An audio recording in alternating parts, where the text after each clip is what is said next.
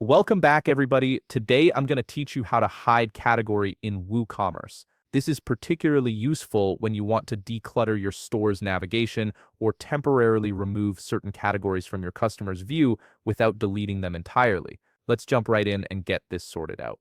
First things first, open up your browser and navigate to wordpress.com. Once you're there, go ahead and log into your account if you haven't done so already.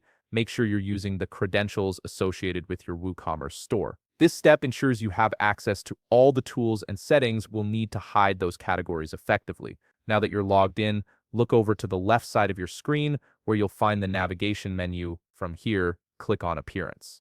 This is where all your site's visual customization options live. Once you click it, an expanded menu will appear with several options. From these options, locate and click on Editor. This takes you into the WordPress block editor where we'll be making the necessary changes to hide your product categories. You should now be on the page editor screen. On the left navigation panel, find and click on Styles. This section allows you to customize the visual appearance of your site using CSS code. Now, here's the important part. On the top right corner of your screen, you'll notice a three-dot icon. Go ahead and click on it. When you do, a menu will pop up with various options. From this menu, select Additional CSS. This opens up a text box where you can input custom CSS code that directly affects how elements on your site are displayed. At this point, I'm going to flash the CSS code you need on your screen.